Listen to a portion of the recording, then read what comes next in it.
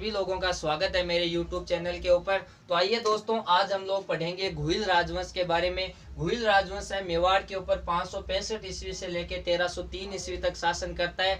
और इस घुइल वंश का जो संस्थापक था, जो मैंने मेरे पिछले वीडियो में आप लोगों को बताया था कि घुइल वंश का संस्थापक था घुइलादित्य। और उसके बाद में हमने पढ़ा था कि घुइल वंश का जो वास्तविक संस्थापक बना वो कौन बना, बप्पा रावल। और इन बप्पा रावल के बाद में आज हम लोग पढ़ेंगे अलहट के बारे में या आलू रावल के बारे में। ठीक है गुरुजी, यानी कि इनकी घुइलों की राजधानी कौन सी थी गुरुजी? घुइलों की राजधानी थी नागदा। और यह नागदा का शासक कौन बन गया? अब अलहट बन गया, अलहट या फिर आलू रावल। इसे आलू रावल की उपाधि दी गई थी भाटों के द्वारा जो लिखित साहित्य है उसमें, भाटों द्वारा लिखित साहित्य में। ध्यान में रखना, इसका वास्तविक नाम तो अलहट ही था, लेकिन इसे उपाधि दे दी गई थी आलू रावल की, जो किस में दी गई है? भाटों द्वारा लिखित साहित्य के अंदर। अलहट ने देखो क्या किया, पहले राजधानी आपकी नागदा थी, ये नागदा से राजधानी लेके आ गया अहाड़। और अब इसने राजधानी किसको बना ली? अहाड़ को बना ली। तो ये मेन क्वेश्चन आपको ध्यान में रखना है कि मेवाड़ का कौन सा शासक अहाड़ को राजधानी बनाता है, या घुइलों का कौन सा शासक अहाड़ को राजधानी बनाता है, अलहट या आलू रावल। तो ध्यान में रह जाएगा आलू आ दोनों है ना, यहाँ से आपको ध्यान में रह जाएगा। बप्पा रावल ने तो राजधानी किसको बनाया था? नागदा को बनाया। और लेकिन अहाड़ को राजधानी किसने बनाया? आलू रावल ने। या अलहट ने राजधानी किसको बनाया? अहाड़ को बनाया। दूसरा है इसके बारे में, इसके पिता का जो नाम था अलहट का, अलहट के पिता का नाम था भरत भट्ट। कौन है गुरुजी? भरत भट्ट द्वितीय थे। तो ध्यान में रखना। दो इनकी पत्नी देखें, इनका जो विवाह हुआ था हरिया देवी के साथ हुआ था। तो पत्नी थी हरिया देवी। पत्नी किसी की खास बात है, पत्नी थी हूण राजकुमारी। हूण राजकुमारी थी। देखो ये जो हूण जाति है ये भारत की जाति नहीं, ये विदेश की जाति है। यानी आपका जो आलू रावल था ये विदेश की बीननी लाया, हटे की ले बारे की बीननी ले, यानी विदेश राजस्थान में आने वाली पहली बीननी, यानी राजस्थान का प्रथम अंतरराष्ट्रीय विवाह था। तो इसलिए आपको ये ध्यान में रखना है, राजस्थान का प्रथम अंतरराष्ट्रीय विवाह। भारत का प्रथम अंतरराष्ट्रीय विवाह कौन सा है? भारत का जो प्रथम अंतरराष्ट्रीय विवाह है वो चंद्रगुप्त का हुआ था। किसके साथ? चंद्रगुप्त का हुआ था हेलेना के साथ। तो ये भारत का प्रथम अंतरराष्ट्रीय विवाह। लेकिन राजस्थान का प्रथम अंतरराष्ट्रीय विवाह कौन सा है? ये हूण राजकुमारी के साथ हुआ था, जिसका नाम था हरिया देवी। अलहट खुद भी एक शक्तिशाली और प्रतापी शासक था। अलहट के समय कन्नौज, जो यूपी के अंदर, यहाँ कन्नौज का एक शासक था जिसका नाम था देवपाल। प्रत्याहार वंश का शासक था रघुवंशी प्रत्याहार वंश का देवपाल। कहते हैं कि इस देवपाल का इसने गधा से सर फोड़ दिया था। तो बड़ा ही शक्तिशाली शासक था अलहट। इसके अलावा इसके यदि निर्माण कार्य देखें, अलहट ने क्या क्या बनवाया यहाँ हाड़ के अंदर, जो इसने राजधानी बनाई थी हाड़ को। तो निर्माण कार्य थोड़े से हम इसके देख लेते हैं, और तो ज्यादा इनके बारे में है नहीं। दो ही बात ध्यान में रखनी है कि एक तो इसने राजधानी किसको बना लिया? अहाड़ को बना लिया। दूसरी, इसने हूण राजकुमारी हरिया देवी से विवाह किया, जो राजस्थान का प्रथम अंतरराष्ट्रीय विवाह है। निर्माण कार्य में देखें इसके, इसने जगत अंबिका मंदिर बनवाया था। जगत अंबिका माता का मंदिर, माता का मंदिर यही अहाड़ में इस मंदिर को इसने बनवाया था। इस मंदिर को देखो, खास बात क्या, इस मंदिर को कहा जाता है मेवाड़ का खजुराहो। मेवाड़ का खजुराहो। तो ध्यान में रखना, जगत अंबिका मंदिर का निर्माण किसने करवाया है? अहाड़ ने करवाया है। कहां पर करवाया है? सॉरी, किसने करवाया है? अलहट ने करवाया है। और कहां पर करवाया है? अहाड़ के अंदर करवाया है। अहाड़ जो इसने अपनी राजधानी बनाया था। और इसी जगत अंबिका मंदिर को कहा जाता है मेवाड़ का खजुराहो। तो राजस्थान का खजुराहो किसको कहा जाता है? राजस्थान का खजुराहो, राजस्थान का खजुराहो कहा जाता है सोमेश्वर मंदिर को। गुरुजी सोमेश्वर मंदिर कीजिए, वो सोमेश्वर मंदिर को। और ये आपका सोमेश्वर मंदिर है किराड़ू के अंदर, रह जाएगा ध्यान में। तो हाड़ौती का खजुराहो किसको कहा जाता है? हाँ, हाड़ौती का खजुराहो। हाड़ौती का खजुराहो कहा जाता है भंड देवरा मंदिर को, भंड देवरा। और ये भंड देवरा मंदिर कहाँ पर है? बारा के अंदर है। तो ध्यान में रखना थोड़ा इसके बारे में। तो एक इसने जो आपका जो ये अलहट है, इसने एक मंदिर और बनवाया था, वराह मंदिर का निर्माण करवाया इसने। वराह मंदिर कहाँ पर? अहाड़ के अंदर ही बनवाया। तो ये दो चार बातें हैं अलर्ट के बारे में और ज्यादा कुछ है नहीं। और इसके बाद में यहाँ का अगला जो शासक बनेगा वो बनेगा रण सिंह या करण सिंह। तो अलर्ट के बारे में दो चार बात है। एक तो ये ध्यान में रख लेना, इसने राजधानी किसको बनाया, गुरुजी आहड़ ने बनाई। और ब्याह की कस आगे करियो और हूण राजकुमारी हरिया देवी के साथ इसने विवाह किया था। दूसरा यदि ध्यान में रखो तो इसने एक मंदिर बनवाया आहड़ के अंदर, कौन सा, जगत अंबिका मंदिर, जिसे क्या कहा जाता है, मेवाड़ का खजुराहो कहा जाता है। राजस्थान का खजुराहो किसको कहा जाता है, राजस्थान का खजुराहो सोमेश्वर मंदिर को कहा जाता है। तो एक दो क्वेश्चन अच्छे ध्यान में रख लेना। और अगला यहाँ का शासक बन जाता है रण सिंह। देखो इनके बारे में कोई ज्यादा दो बात तीन बातें नहीं है, एक एक दो दो बात है, आपको बेस वही ध्यान रखने और ज्यादा कोई खास बातें है नहीं। रण सिंह का कई इतिहासकार नाम लिखते हैं करण सिंह है, बेस ध्यान में रख लीजिए, रण सिंह या करण सिंह, जो मेवाड़ या गोहिलों के अगले शासक बन जाते हैं। अब देखो इनके समय में क्या हुआ, एक ही बात है इनकी, तो बेस इनके समय में घुइल दो शाखाओं में बंट गए, घुइल दो शाखाओं में बंट गए। कैसे गुरुजी, इनके दो पुत्र थे, हाँ गुरुजी, कौन, दो पुत्र। इनके एक पुत्र का तो नाम था छेमसी, और छेमसी याद नहीं रहे तो कुछ इतिहासकार इसको लिख देते हैं खेमसी। थाना जी को नाम ध्यान में रहे, जी को ध्यान में रख लीजिए, कोई ज्यादा खास को नहीं, ठीक है, छेमसी या खेमसी। और इसके दूसरे पुत्र का नाम होता है राहप। अब ये छेमसी और खेमसी तो यही मेवाड़ के अंदर, यानी इनकी राजधानी जो हाट थी फिर इसी में यही प्रशासन करते हैं। लेकिन ये राहप है, ये यहाँ जो आपका मेवाड़ है, ये जो आपका हाट है, इसको छोड़कर ये यहाँ से चला जाता है सिसोदा गांव में, यानी सिसोदा ठिकाने में ये चला जाता है। तो राहप और राहप के जो वंशज हैं ये सिसोदा ठिकाने में रहते हैं, इसलिए ये लोग कहलाते हैं सिसोदिया।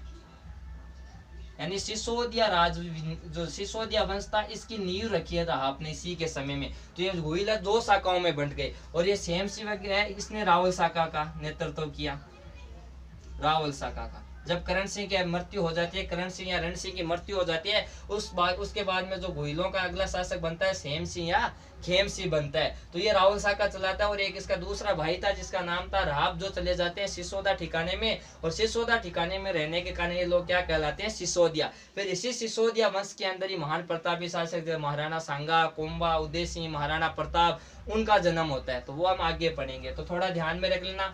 छेम सिंह के भी दो पुत्र होते हैं, एक पुत्र का नाम था सामंत सिंह और एक पुत्र का नाम था कुमार सिंह। तो अगला बड़ा पुत्र था सामंत सिंह, वो मेवाड़ का अगला शासक बन जाता है। तो कोई ज्यादा बातें नहीं है, बस एक एक दो दो बात है। कौन बन गया गुरुजी, सामंत सिंह बन गया, सामंत सिंह। देखो सामंत सिंह के बारे में क्या क्या ध्यान में रखें अपन। सामंत सिंह का पत्नी थी, उनका नाम था पृथाबाई, पृथाबाई। गुरुजी कौन है पृथाबाई, ये थी पृथ्वीराज तृतीय की बहन। अच्छा, पृथ्वीराज तृतीय के कौन थे, जीजाजी। पृथ्वीराज तृतीय जो उत्तरायण के पहले युद्ध के अंदर मोहम्मद गोरी को रहते हैं, उत्तरायण के दूसरे युद्ध में वीर गति को प्राप्त हो जाते हैं मोहम्मद गोरी के साथ लड़ते हुए। उसमें वो अलग मृत्यु के अलग अलग कारण बताए हुए हैं, वो मैंने पृथ्वीराज वाला जो वीडियो बनाया था उसमें पूरा विस्तार से आप लोगों को पढ़ाया है। तो आप पीछे जाके वहां पर देख सकते हो, मेरा पृथ्वीराज जो संयोगिता का जो वीडियो बना हुआ है उसके अंदर। अब देखो इसकी जो हमें जानकारी मिलती है कि सामंत सिंह का जो विवाह है वो पृथ्वीराज तृतीय की बहन पृथाबाई से हुआ है। इसकी जानकारी हमें मिलती है डूंगरपुर ख्याति से। तो ध्यान में रखना, अच्छा क्वेश्चन है, डूंगरपुर ख्याति से हमें इसके बारे में जानकारी मिलती है। और उत्तरायण के दूसरे युद्ध में मेवाड़ से पृथ्वीराज की सहायता करने के लिए सामंत सिंह जाता है और उत्तरायण के दूसरे युद्ध के अंदर सामंत सिंह की मृत्यु हो जाती है। इसके अलावा यदि मैंने आपको बताया था कि जालोर के चौहान जो हमने पढ़े थे, थोड़ा चलो पीछे चलते हैं, देखते हैं कितना आपको आता है। तो हम जब मेवाड़ से पीछे जालोर के अंदर चले तो जालोर के अंदर जो चौहान वंश का संस्थापक था वो कौन था, कीर्तिपाल, जिसको मोहनोत नैनसी ने कीतु एक महान शासक की उपाधि दी थी। और ये जालोर में जाने से पहले ये कहाँ पर था, नाडोल के अंदर था। जब कीर्तिपाल नाडोल के अंदर था तो उसने मेवाड़ के ऊपर आक्रमण किया था और आक्रमण में सामंत सिंह के ऊपर ही आक्रमण किया। सामंत सिंह की उस युद्ध में हार हो जाती है और सामंत सिंह का भाई था जिसका नाम था कुमार सिंह।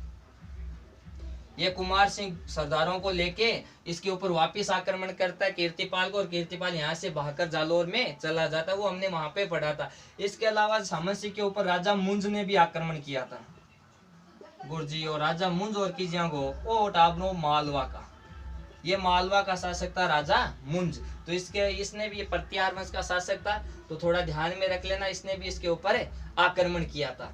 और इसके बाद में यहाँ का अगला शासक जो बनता है, इसकी भी मृत्यु हो गई। और सामंत सिंह के बाद में अगले यहाँ के शासक आते हैं जेतर सिंह। प्रतापी शासक हुए थे गोहिलों के जेतर सिंह। तो चलो अगले जो शासक है उनके बारे में पढ़ते हैं। जेतर सिंह।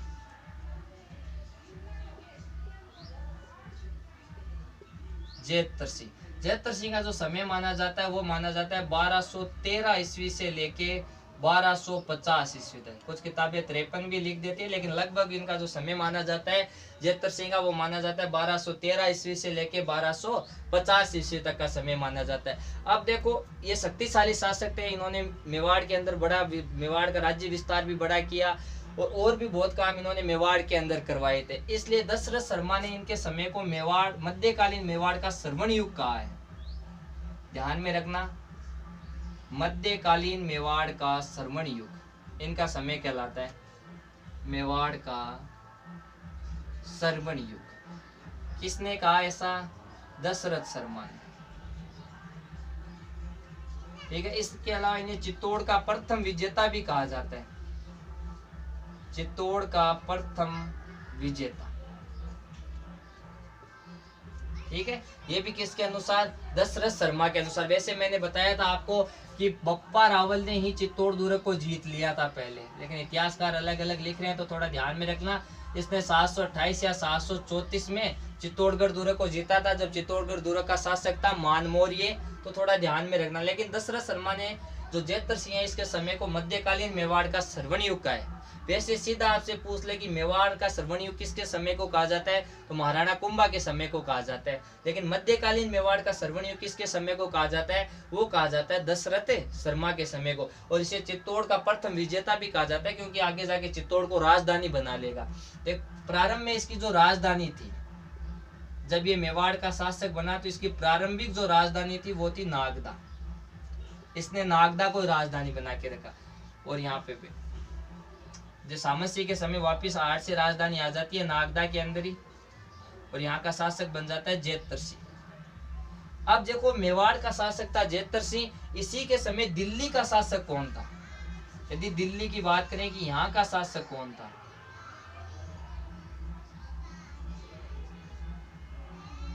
थोड़ा सा देखो देख लेते हैं, इंडिया में चलते हैं।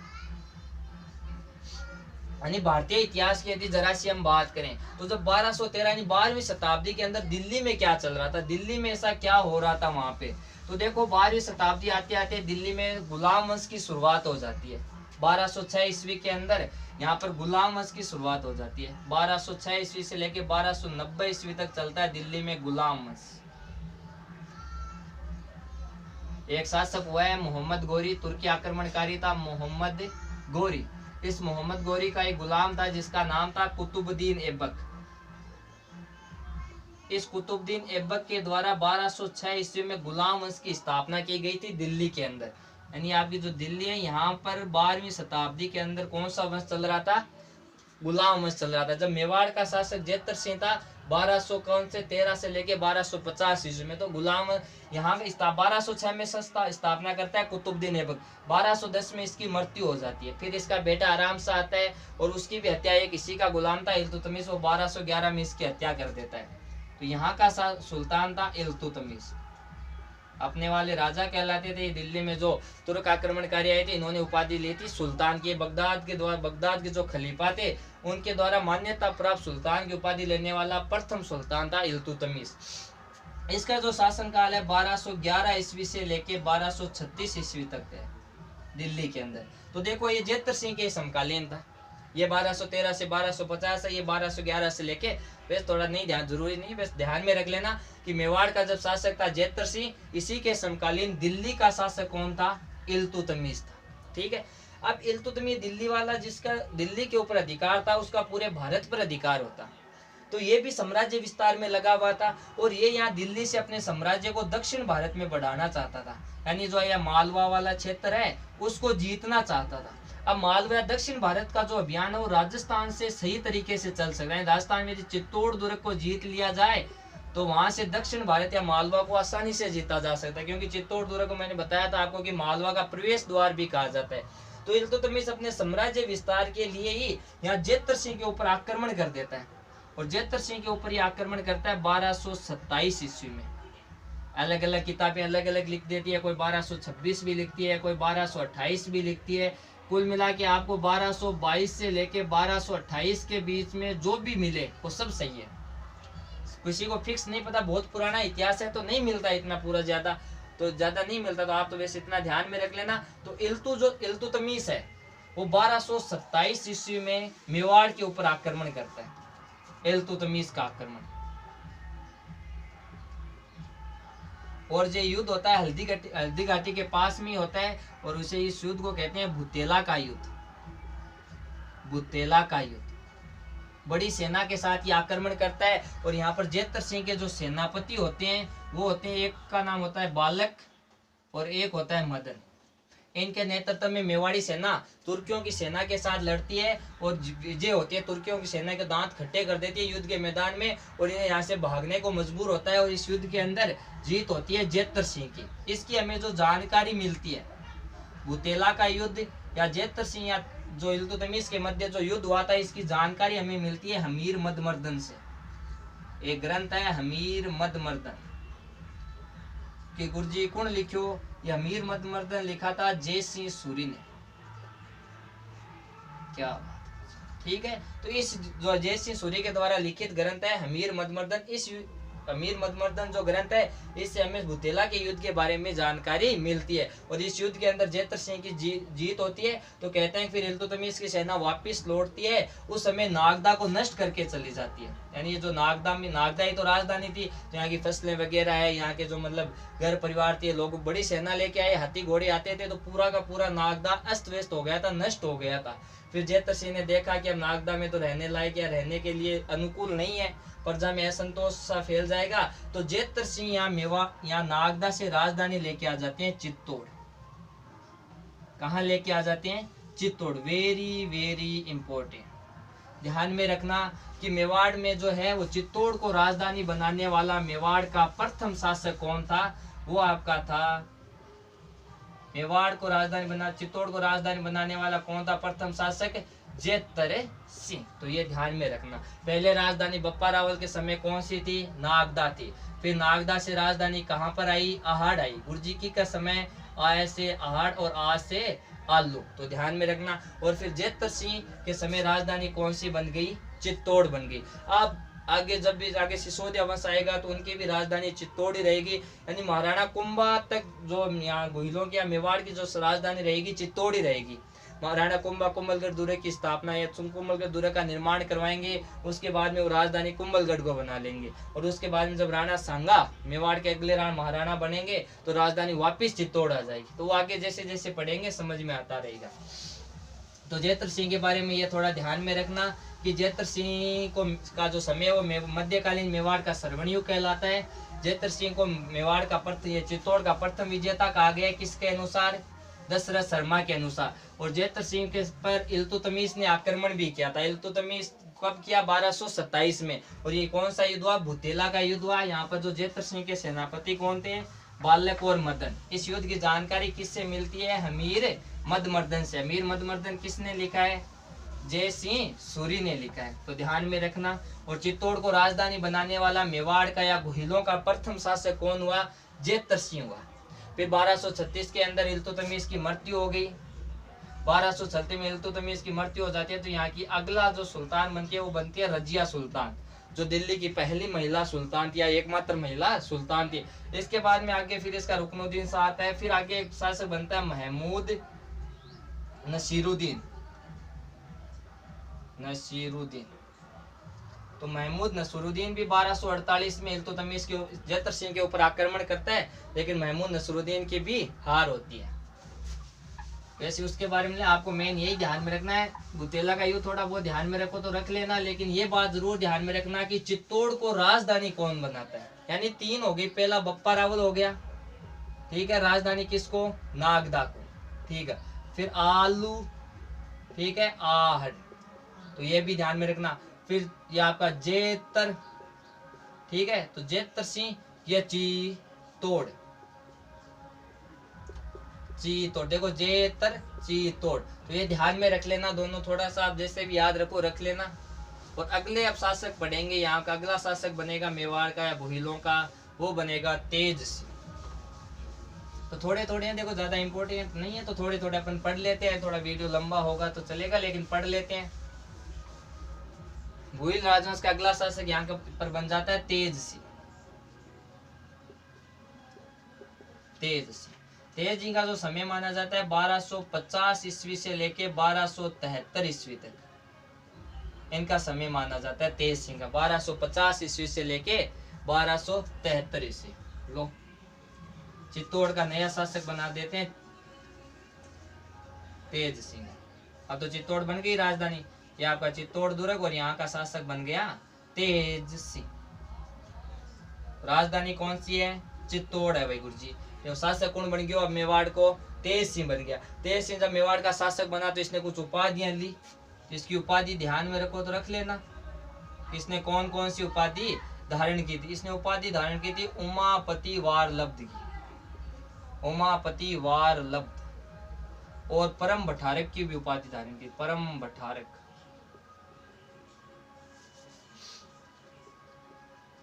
परम भट्टारक, परमेश्वर, ऐसी उपाधियां धारण करके मेवाड़ का शासक बना तेज सिंह। ठीक है। इसकी पत्नी का नाम था जेतलदे।